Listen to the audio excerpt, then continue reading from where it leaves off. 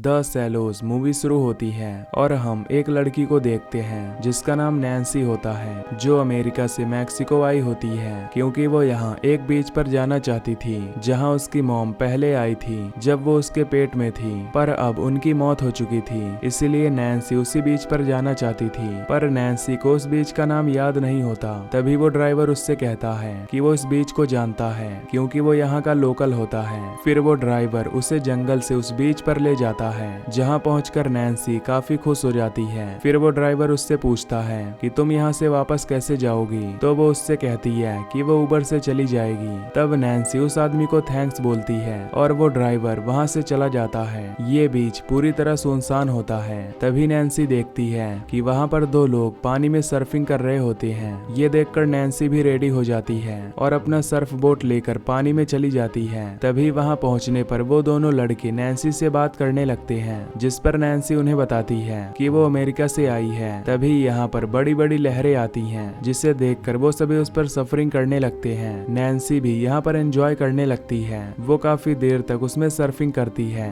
और फिर उस बीच पर आ जाती है। इसके बाद वो अपने घर पर कॉल करती है तो उसके फादर उससे बात करते हैं। वो नैन्सी को घर आने के लिए बोलते हैं, पर नैन्सी उनकी बात नहीं मानती और फोन को डिस्कनेक्ट कर देती है। इसके बाद वो फिर से सर्फिंग करने के लिए निकल जाती है और काफी देर सर्फिंग करने के बाद वो दोनों लड़के नैन्सी को कहते हैं कि अब यहाँ रात होने वाली है तो उन्हें घर चलना चाहिए। पर नैन्सी कहती है कि वो अभी कुछ देर और सर्फिंग करेगी। जिसके बाद वो दोनों लड़के पानी से बाहर निकल जाते हैं और नैन्सी पानी में लहरों का इंतजार करने लगती है। तभी नैन्सी को पानी में किसी का एहसास होता है और तभी पानी से डॉल्फिन्स निकलती हैं, जिससे नैन्सी उनके पीछे समुद्र में और अंदर जाने लगती है। तभी उसे वहाँ पर एक बड़ी सी मरी हुई व्हेल मछली दिखती है जिसके ऊपर काफी पंछी बैठे होते हैं। तभी यहाँ पर फिर से एक बड़ी लहर आने लगती है जिससे नैन्सी उस पर सर्फिंग करने लगती है, पर तभी उससे कोई चीज टकराती है जिससे वो बुरी तरह पानी के अंदर जाकर गिरती है और उसका बोट भी दूर चला जाता है। फिर नैन्सी काफी मुश्किल से ऊपर आती है और अपना बोट पकड़ लेती है। जब वो बोट पर चढ़ने लगती है तो कोई जानवर उसे पानी में खींच लेता है जिससे पानी में खून फैल जाता है। नैन्सी किसी तरह ऊपर आती है और उस व्हेल मछली की ओर तैरने लगती है क्योंकि वो बीच से काफी दूर थी।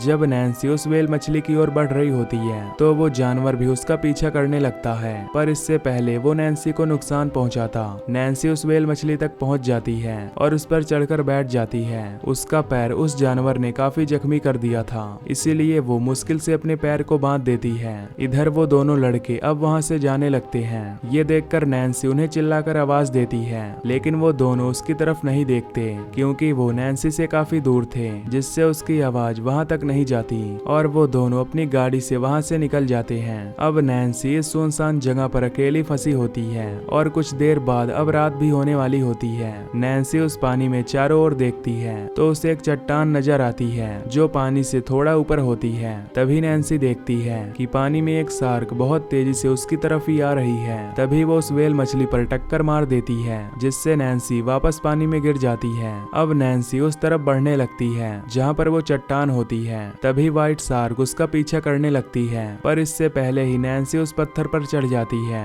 यहाँ पर एक पक्षी भी होता है जो उस टक्कर में घायल हो गया था क्योंकि उसका एक पंख टूट गया था और वो नैन्सी के साथ वहीं पर फंस जाता है। नैन्सी के पैर से काफी खून निकल रहा था, इसीलिए वो अपनी ईयर रिंग्स निकालती है और उसे उस फटे हुए मांस पर लगा देती है जिससे उसे काफी दर्द होता है। फिर वो अपना जैकेट निकालती है और उसे अपने पैर पर बांध देती है। कुछ देर बाद अब रात हो जाती है। तभी वो देखती है कि उसका सर्फिंग बोट पानी में है। नैन्सी उस बोट को वापस लाना चाहती है। वो चारों तरफ उस व्हाइट शार्क को देखती है और फिर पानी में उतरकर धीरे धीरे उस बोट की ओर जाने लगती है। तभी वो सामने देखती है कि वो व्हाइट शार्क उसी की तरफ आ रही है।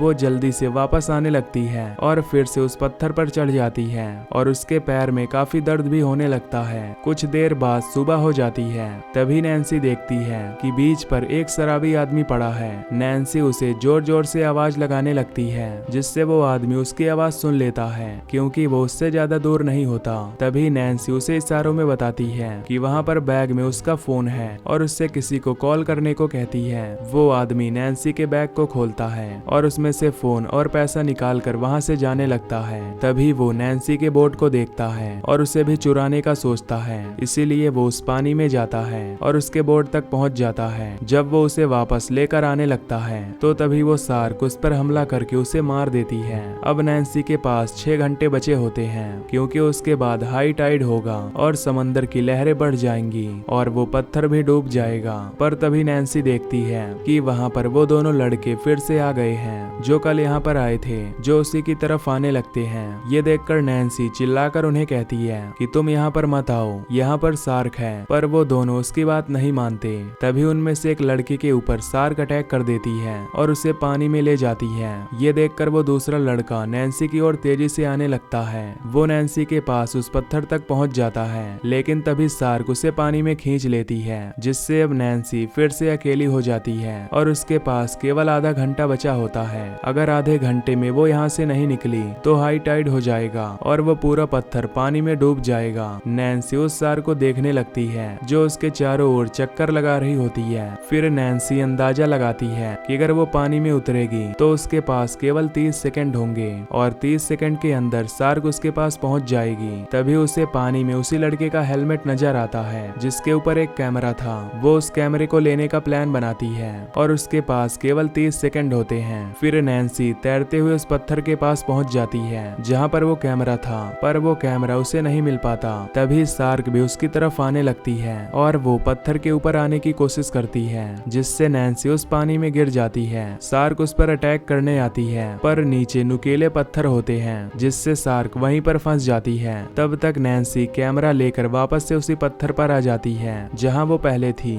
फिर वो उस कैमरे में अपने पिता के लिए एक मैसेज रिकॉर्ड करती है और वो उन्हें उसकी चिंता न करने को कहती है। साथ ही वो उस पक्षी को भी दिखाती है जो उसके साथ फंस गया होता है। फिर वो उस कैमरे को हेलमेट के साथ पानी में फेंक देती है ताकि वो हेलमेट किनारे तक पहुंच जाए और ये मैसेज उसके फैमिली को मिल जाए। फिर नैन्सी उस पक्षी को सर्फिंग बोट में बैठाकर वहां से भेज देती है ताकि वो किनारे तक पहुंच जाए। अब कुछ ही मिनट बाद वो पत्थर डूबने वाला होता है। तभी नैन्सी को वहां पर एक बॉय भी दिखता है, पर वहां पहुंचने में उसे 1 मिनट लगने वाला था। अब उसके पास कोई और रास्ता नहीं होता, इसीलिए वो उस पानी में कूदने का प्लान बनाती है। तभी वहां पर बहुत सारी जेली फिश आ जाती हैं, जिससे नैन्सी समझ जाती है कि अगर वो उनके पास से तैरेगी तो शार्क उसके पास नहीं आएगी, क्योंकि जेली फिश अपने पास डंक मारती हैं, जिससे नैन्सी पानी में कूद जाती है और शार्क भी उसकी ओर बढ़ने लगती है। पर तब तक नैन्सी जेली फिश के बीच में आ जाती है, जिससे जब शार्क उसकी तरफ आती है तो जेली फिशेस उसे डंक मार देती हैं। नैन्सी तैरती हुई इस बॉय के जंजीर तक पहुंच जाती है जो काफी नीचे तक होती है। तभी शार्क फिर से उसके पीछे आने लगती है। नैन्सी जल्दी से बॉय के ऊपर चढ़ती है, पर तभी उसकी एक रॉड टूट जाती है, जिससे नैन्सी सीधा शार्क के ऊपर गिर जाती है और वो उस रॉड से उसे घायल कर देती है। नैन्सी जल्दी से उस बॉय पर चढ़ जाती है और शार्क उस बॉय पर हमला करती है। तभी नैन्सी को दूर एक कार्गो शिप दिखती है, जिससे वो उस बॉय में पड़े फ्लेयर गन से उन्हें इशारा करने की कोशिश करती है, पर तब तक वो कार्गो शिप वहां से मुड़ जाता है। शार्क उस बॉय को गिराने की कोशिश करती है। तभी नैन्सी देखती है कि उस मरी हुई वेल के पास काफी सारा ऑयल होता है, क्योंकि वेल के मरने के बाद काफी सारा ऑयल निकलता है। जब शार्क उस ऑयल से उसकी ओर बढ़ती है तो वो फ्लेयर गन को उस पर चला देती है, जिससे शार्क की बॉडी में आग लग जाती है, पर वो पानी में चली जाती है और अब वो शार्क काफी गुस्सा हो जाती है।